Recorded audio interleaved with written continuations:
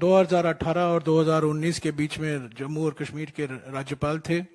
उन्होंने कल एक टीवी इंटरव्यू में काफ़ी कुछ सनसनीखेज खुलासे किए हैं और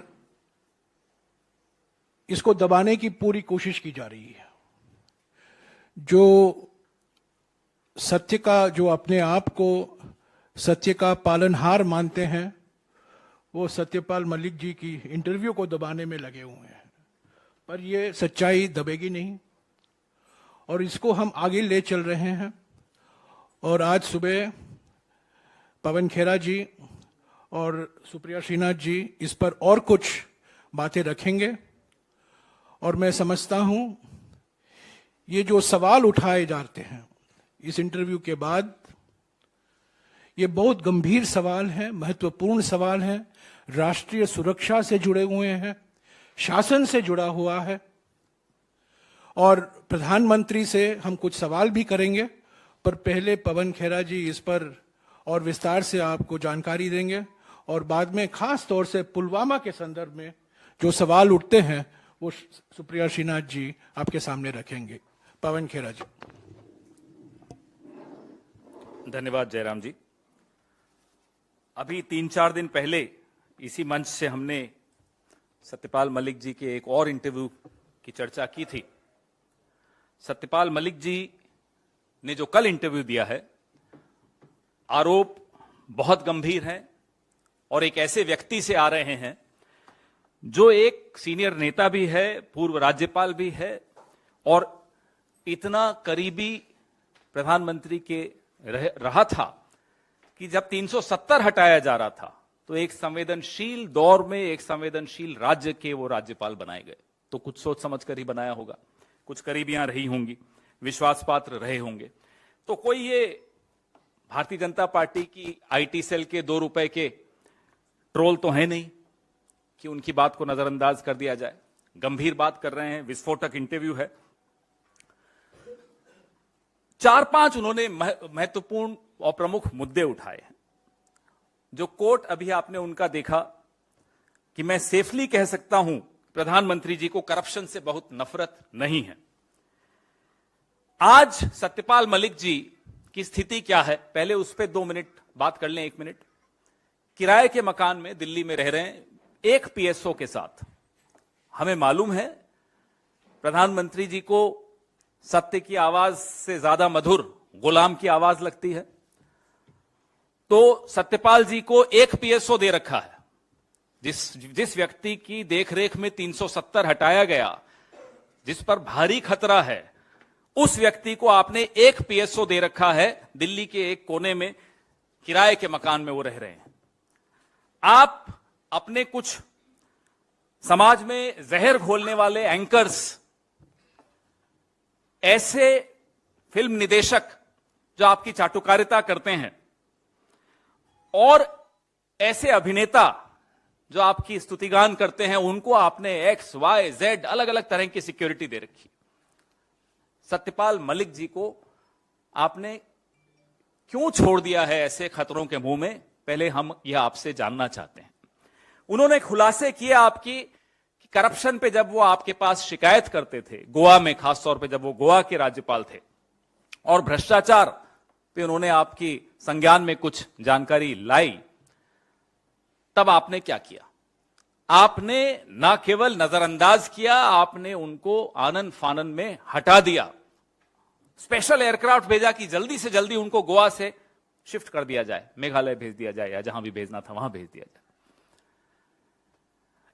पुलवामा पे जो कहा उन्होंने, तुम चुप रहो, ये प्रधानमंत्री के शब्द हैं। हमें मालूम है आप कैमरा प्रेमी व्यक्ति हैं, जिम कॉर्बेट में थे जब आप ये पुलवामा की दुखांतिका हुई, जहां 40 जवान हमारे शहीद हुए। एक ढाबे पर आकर उन्होंने सत्यपाल मलिक जी को फोन किया और बोला, कहो सत्यपाल क्या हुआ? फिर जब इन्होंने कहा कि हमारी लापरवाही से हुआ है, तो कहा तुम चुप रहो, ये कोई और चीज है। ये शब्द बड़े ध्यान से सुनिएगा, ये कोई और चीज है। ये क्या चीज है ये आप लोग बेहतर समझते होंगे। सत्यपाल मलिक जी ने कई चीजें कही हैं और कई चीजें कहते कहते रुक गए हैं। उनकी चुप्पी बहुत बड़ी खबर बनती है। जो उन्होंने कहा उससे भी बड़ी खबर उनकी चुप्पी भी बनती है। कहां वो चुप हो जाते हैं, कहां वो शब्द रोक देते हैं, कहां वो लिहाज रख रहे हैं, ये सब समझने वाली बातें हैं। एनएसए की क्या भूमिका रही? एनएसए ने भी इनको सलाह दी कि इस पर आप कुछ मत बोलिए, लापरवाही के बारे में कुछ मत बोलिए। जिस देश का प्रधानमंत्री अपने 40 जवानों की शहादत पर वहां के राज्यपाल को कहता है कि कुछ मत बोलिए, उस देश का क्या दुर्भाग्य है वो आपके सामने है। प्रधानमंत्री जम्मू कश्मीर के बारे में इग्नोरेंट और इल इन्फॉर्म्ड हैं। ये सत्यपाल मलिक जी इल इन्फॉर्म्ड शब्द उनके हैं। इतना महत्वपूर्ण राज्य, इतना संवेदनशील राज्य, लेकिन प्रधानमंत्री का एटीट्यूड क्या है? मस्त में है, अपने मस्ती में है, अपने टू हेल विथ इट। ये सब सत्यपाल मलिक जी के शब्द हैं, हमारे नहीं। अदानी घोटाले पर प्रधानमंत्री की चुप्पी प्रधानमंत्री को बहुत नुकसान पहुंचा रही है, यह भी सत्यपाल मलिक जी कहते हैं, क्योंकि अब यह मुद्दा गांव के स्तर तक पहुंच गया है। और उन्होंने यह भी कहा कि राहुल गांधी को संसद में बोलने की अनुमति देने से इनकार करना एक अभूतपूर्व गलती है, unprecedented. It has never happened in the history of parliamentary democracy. उनका यह कहना था कि जो राहुल गांधी सवाल उठा रहे हैं अदानी महाघोटाले पर, बहुत सही सवाल उठा रहे हैं और प्रधानमंत्री उनमें से एक भी सवाल का जवाब नहीं दे पा रहे। एक अकेला पूरे लोकतंत्र पर भारी। ये इस पूरी कहानी का जिस्ट है, का निचोड़ है। वो खुद ही बोलते हैं मैं एक अकेला भारी हूं। किस पर भारी हैं वो सत्यपाल मलिक जी ने आपको बता दिया। गवर्नर से सलाह नहीं ली जा रही, गवर्नर को जानकारी नहीं दी जा रही कि उनके राज्य में क्या करने वाले हो आप। कैबिनेट को नहीं मालूम, और कहीं कोई सवाल पूछ रहा है, कहीं कोई आपको बता रहा है लापरवाही हुई, तो उनको कहो आप चुप रहें। चौंकाने वाली बात है, हमारी महामहिम राष्ट्रपति, हम सबकी राष्ट्रपति, वो किनसे मिलेंगी किनसे नहीं मिलेंगी, उनकी अपॉइंटमेंट की जो लिस्ट है, डेली अपॉइंटमेंट की जो लिस्ट है, वो अप्रूवल के लिए प्रधानमंत्री के कार्यालय में जाती है। कभी सुना आपने ये रिमोट कंट्रोल, ऐसा रिमोट कंट्रोल कि प्रधानमंत्री तय करेंगी कि इस देश की महामहिम किससे मिलेंगी किससे नहीं मिलेंगी। यह स्थिति है कि सत्यपाल मलिक जी की अपॉइंटमेंट थी, रास्ते से उन्हें वापस लौटना पड़ा क्योंकि राष्ट्रपति भवन से फोन आ गया कि आपकी अपॉइंटमेंट कैंसिल हो गई। फिर इन्हें मालूम पड़ा। ये हम नहीं बोल रहे, ये सब राज्यपाल बोल रहे हैं, सत्यपाल मलिक बोल रहे हैं। आज भी भारतीय जनता पार्टी के सदस्य हैं, अभी तक उनका निष्कासन नहीं हुआ है। भारतीय जनता पार्टी के एक वरिष्ठ नेता बोल रहे हैं। यह आवाज अंदर से आ रही है, इसलिए इसको और गंभीरता से लेना आवश्यक है। एक फिल्म आई थी, सुना 300 करोड़ का उसका व्यापार हुआ था, कश्मीर फाइल्स। सत्यपाल मलिक जी जो बता रहे हैं ये 300 करोड़ के ही घोटाले की कश्मीर फाइल्स पार्ट 2 है। उस फिल्म पे तो बड़े इंटरव्यू दे रहे थे भारतीय जनता पार्टी के तमाम नेता। इस पे कौन मुंह खोलेगा, इस पे कौन बोलेगा, हम ये जानना चाहते हैं। प्रधानमंत्री के दोस्त, प्रधानमंत्री के करीबी 300 करोड़ का रिश्वत की ऑफर दे रहे हो। सजा किसको हो रही है?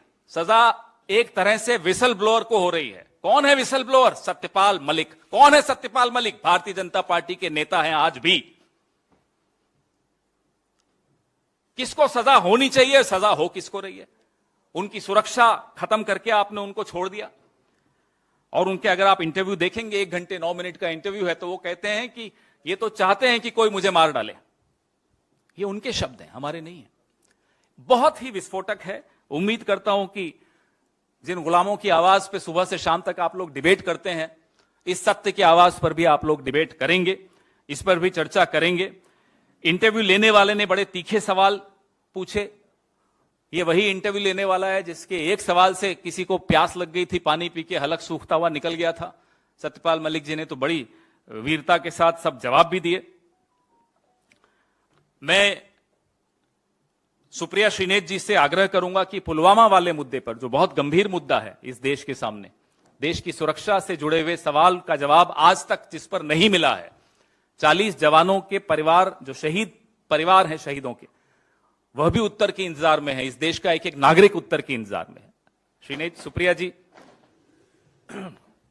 शुक्रिया पवन। जो खुलासे से पुलवामा के संदर्भ में 5 गंभीर सवाल उठते हैं और उस पर अभी सुप्रिया श्रीनाथ जी विस्तार से आपको जानकारी देंगे। बहुत धन्यवाद आपका। पुलवामा को लेकर हमेशा से कुछ चीजें संशय के घेरे में रही हैं। 300 किलो आरडीएक्स कैसे आ गया, विमान से क्यों नहीं ले जाने दिया गया, जो रोड था, जो मेन रोड जिस पर यह काफिला जा रहा था, आर्टीरियल रोड्स को बंद क्यों नहीं किया गया, इतना इंटेलिजेंस इनपुट था, जैश की धमकी थी, उसके बावजूद भी सड़क से क्यों लेकर गए, और इस जांच का क्या हो रहा है, ये सारी चीजें संशय के घेरे में थी। अगाहे बगाहे इस पर चर्चा भी हो जाती थी। ईश्वर जाने असलियत क्या है, लेकिन मेरे लिए यह बहुत निजी मामला है और मैं ये डिस्क्लेमर के साथ कहती हूं क्योंकि ये उन 40 जांबाजों की तस्वीर है जिनकी शहादत हुई और अब पता चलता है कि शहादत जो है वो सरकार की लापरवाही के कारण हुई।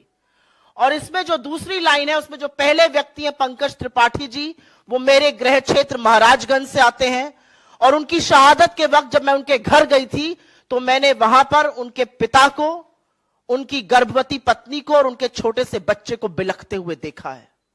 तो मेरे लिए यह मामला बहुत निजी है। ईश्वर जाने इसका सत्य क्या है, लेकिन जो सत्यपाल मलिक जी ने कहा है उसने पूरे देश को सकते में डाल दिया है, पूरे देश को स्तब्ध कर दिया है। क्योंकि सत्यपाल मलिक जी, जैसा कि जयराम जी ने कहा या पवन जी ने कहा, यह कोई आम साधारण व्यक्ति नहीं है। ये जम्मू कश्मीर के 2019 के गवर्नर, राज्यपाल थे जब यह हमला हुआ। ये गोवा के राज्यपाल रहे, ये मेघालय के राज्यपाल रहे, बिहार के राज्यपाल रहे और इनकी काफी निकटता, ये विश्वास पात्र थे प्रधानमंत्री का। फर्स्ट नेम टर्म पर इन लोगों की बातें होती हैं और ये वो बात कह रहे हैं, इस बात की पुष्टि ये कर रहे हैं। मैं आपसे दरख्वास्त करती हूं कि एक बार 2019 14 फरवरी को याद करिए। 3:15 बजे यह हमला हुआ, खबर आई। लखनऊ में प्रियंका गांधी जी की पहली प्रेस कॉन्फ्रेंस थी, वो प्रभारी उत्तर प्रदेश ईस्ट बनकर गई थी, उन्होंने अपनी प्रेस कॉन्फ्रेंस कैंसिल करी। राहुल गांधी जी का एक भोज था G20 राजनयिकों के साथ, उन्होंने वो कैंसिल किया। लेकिन आपको पता है कि हमले के 2 घंटे बाद भी अमित शाह जी ने रैली करी और प्रधानमंत्री मोदी कॉर्बेट नेशनल पार्क में बेयर ग्रिल्स के साथ मैन वर्सेस वाइल्ड शूट कर रहे थे। और यह शूट रुका नहीं, यह शूट शाम को लगभग 7 बजे तक चलता रहा, जिसके बाद सत्यपाल मलिक जी का यह कहना है कि उन्होंने सत्यपाल मलिक जी को फोन किया और पूछा क्या हुआ, और जब गवर्नर ने असलियत से उनको वाकिफ कराया कि यह हमारी लापरवाही के चलते, यह हमारी नाकामी है, एक गवर्नर को कहा गया तुम चुप रहो। और एक बार नहीं, उनको बार बार चुप रहने की धमकी दी गई और यह भी साथ में कहा गया अगर तुम कश्मीर पर बोले, इस मामले पर बोले तो मैं तुमसे मिलूंगा नहीं। यह सच जानना जरूरी है। और जैसा कि आपने इसमें देखा, जो हमने वीडियो चलाया था, 2500 सीआरपीएफ के जवानों को जम्मू से श्रीनगर जाना था, 5 विमान की दरख्वास्त करी गई थी, उसको तत्कालीन गृह मंत्रालय ने, गृह मंत्री राजनाथ सिंह ने रिजेक्ट किया था। और यही सच अगर यह ना होता तो यह आतंकी जो साजिश थी यह नाकाम हो जाती। कुछ ज्वलंत सवाल हैं और यह सवाल आपके सामने इस मंच से उठाने जरूरी हैं। सीआरपीएफ के जवानों को हवाई रास्ते से क्यों नहीं ले जाया गया? मोदी सरकार ने उनको एयरक्राफ्ट देने की अनुमति क्यों नहीं दी? यह पहला सवाल है और इस सवाल का जवाब आज देश मांग रहा है, क्योंकि देश स्तब्ध है। ये 40 परिवार आज जानना चाहते हैं कि उनका जवान बेटा, उनका पति, उनका पिता क्यों शहीद हुआ, उसको एयरलिफ्ट क्यों नहीं किया गया। जैश की धमकी को, जैश ए मोहम्मद जिसने इसकी रिस्पॉन्सिबिलिटी ली, यह दूसरा सवाल है, उसकी धमकी को नजरअंदाज क्यों किया गया।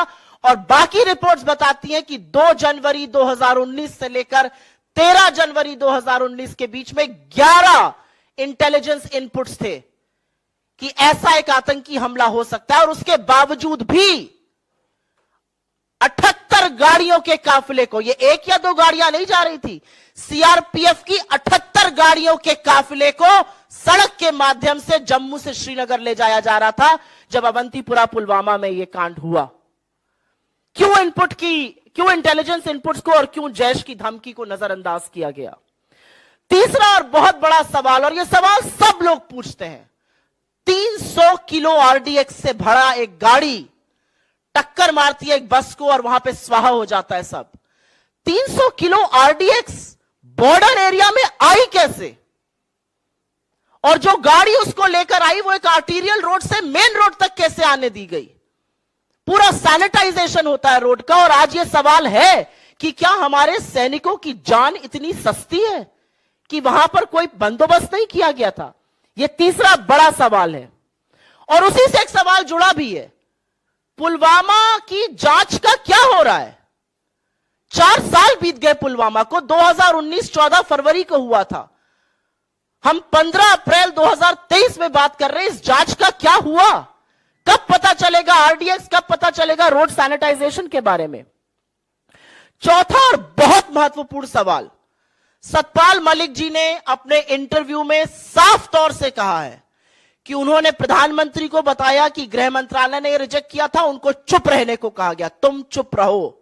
और यही तुम चुप रहो नेशनल सिक्योरिटी एडवाइजर, राष्ट्रीय सुरक्षा सलाहकार श्रीमान डोवल जी ने भी उनको दिया। तो इनकी क्या रिस्पॉन्सिबिलिटी है? तत्कालीन गृह मंत्री राजनाथ सिंह जी की या डोवल जी की क्या रिस्पॉन्सिबिलिटी है? इनकी जिम्मेदारी कैसे, कब और कौन तय करेगा?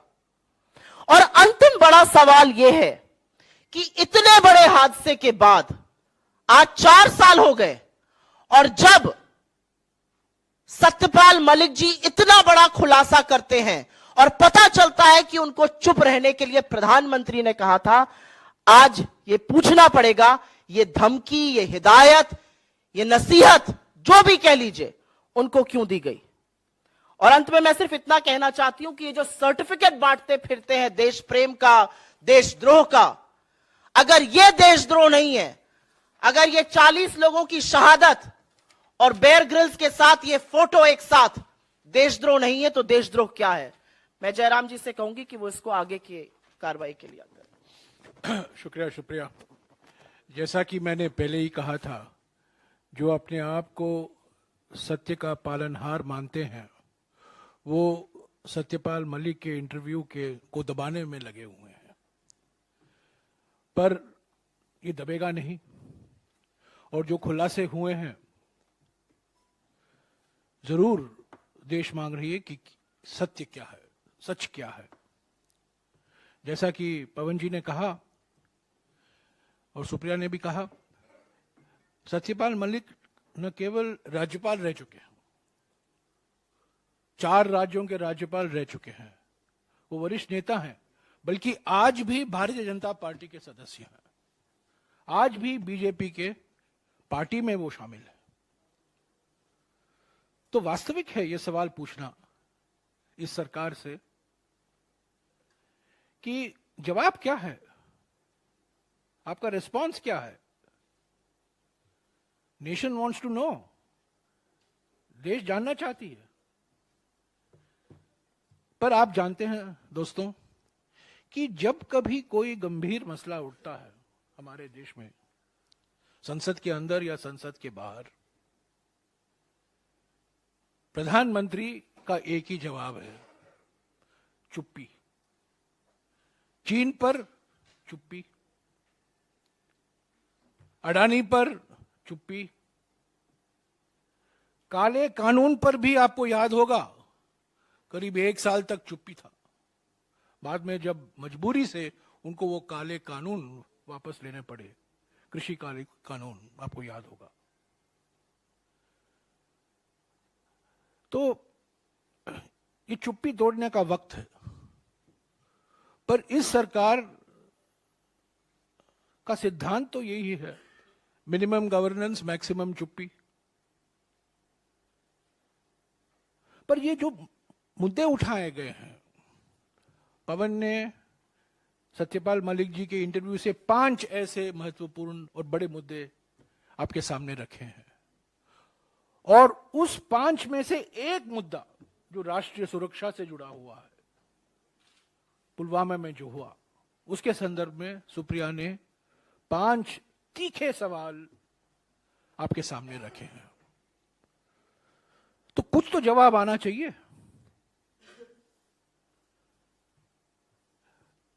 जवाब नहीं आएगा क्योंकि मिनिमम गवर्नेंस मैक्सिमम चुप्पी, मिनिमम गवर्नेंस मैक्सिमम साइलेंस, यही तो सिद्धांत है सरकार का। या कार्रवाई कीजिए सत्यपाल मलिक के खिलाफ, या जवाब दीजिए जो सवाल उठाए गए हैं इंटरव्यू से और पुलवामा के संदर्भ में जो सवाल उठाए गए हैं कांग्रेस पार्टी की ओर से, जो सुप्रिया जी ने अभी आपके सामने रखा है, इस पर जवाब आना जरूरी है, अनिवार्य है। बहुत हो चुका है, पर हम जानते हैं कि अभी जो प्रयास हो रहे हैं कि इस न्यूज को किसी भी तरह से दबाया जाए और कहीं हेडलाइन पैदा करें, इसको हेडलाइन में मत रखें, तो कुछ ना कुछ प्रयास तो होता रहेगा आज और कल, पर यह मुद्दा जाएगा नहीं। इंटरव्यू से जो सवाल उठते हैं, खास तौर से पुलवामा के बारे में जो सवाल उठते हैं और उठाए गए हैं, उस पर कांग्रेस पार्टी चुप नहीं रहेगी, पूछते रहेगी। अडानी के मामले में हम चुप नहीं रहे हैं, हम रोज कुछ ना कुछ पूछते रहते हैं, क्योंकि हमारा कर्तव्य बनता है, हमारा धर्म है सवाल पूछना। सरकार का धर्म है सवाल देना, जवाब देना, पर संसद के अंदर जवाब नहीं, संसद के बाहर जवाब नहीं। ये अजीब सा लोकतंत्र है। विश्व गुरु ने दुनिया को एक नया मॉडल दिखाया है लोकतंत्र का, यानी कि लोकतंत्र के सिंबल हैं, इमारतें हैं, पर लोकतंत्र की आत्मा बुझाई दी गई है। असलियत में लोकतंत्र ही नहीं, पर नए नए बड़े बड़े मंजिल, बड़े बड़े इमारतें हैं। जो सिंबोलिज्म है डेमोक्रेसी का, लोकतंत्र का, वो तो है, पर असली अर्थ, असली रूप, असली चरित्र, वो सब बुझ गया। तो अंत में मैं यही कहूंगा कि ये राष्ट्रीय सुरक्षा से जुड़ा हुआ है, ये सीधा प्रधानमंत्री पर सवाल उठाए जाए, ये किसी एक दो मंत्री के नहीं है, ये सीधे प्रधानमंत्री के दरवाजे पर ही ये सवाल जाकर वहीं खड़े होते हैं और जवाब आना है प्रधानमंत्री की ओर से। शुक्रिया।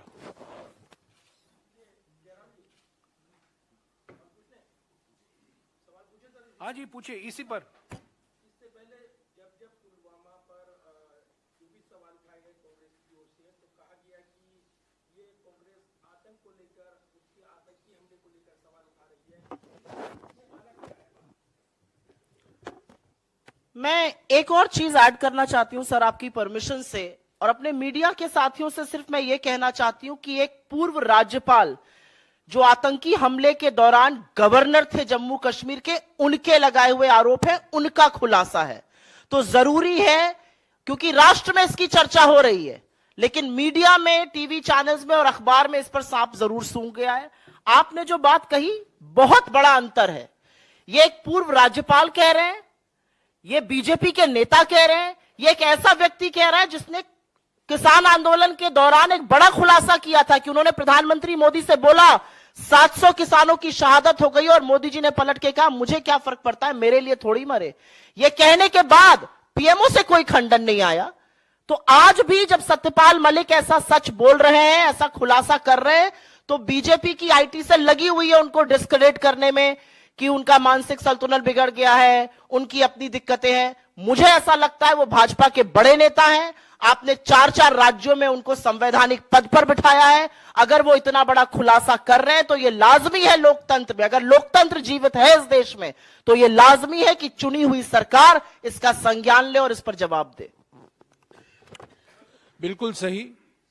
पूर्व राज्यपाल ने खुलासा किया है, बीजेपी के नेता ने खुलासा किया है। इस खुलासा का हमने इस्तेमाल किया है सवाल उठाने का। इस खुलासे से जो सवाल उठते हैं राष्ट्रीय सुरक्षा को लेकर और कई मुद्दों को लेकर, वही हमने आपके सामने, जनता के सामने रखा है। पर खुलासा बीजेपी के नेता का है, खुलासा जम्मू और कश्मीर के तत्कालीन राज्यपाल का है। शब्द भी उनके हैं, शब्द भी हमारा नहीं है, शब्द भी उनका है। इसीलिए हमने आपको वीडियो भी दिखाया। हाँ जी रमन।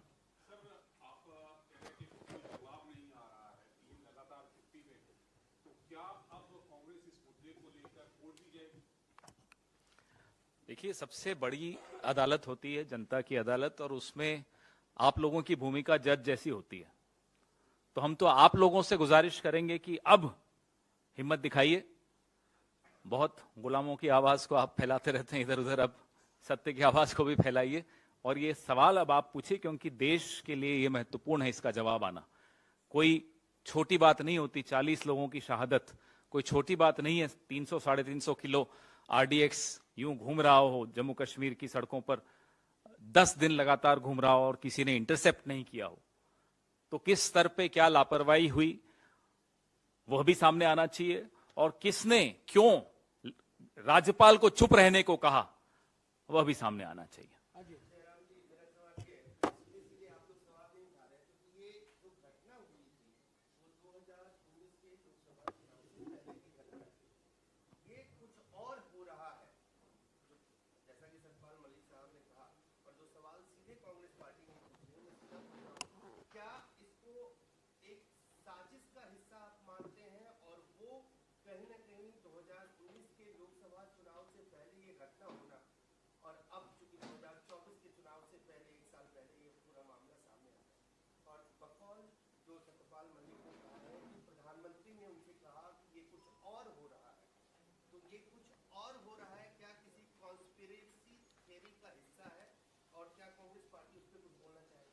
मैं आपसे पलटकर सवाल पूछती हूं, आपको क्या लगता है, एक राज्यपाल रह चुके, भाजपा के शीर्ष नेतृत्व में रह चुके एक व्यक्ति कह रहे हैं कि जब उन्होंने बोला कि यह हमारी नाकामी के कारण हुआ, अगर हमने 5 हवाई जहाज दे दिए होते तो ये 40 जाबाजों की शहादत ना होती और ये हमारी विफलता है, उस पर उनको कहा गया आप चुप रहिए।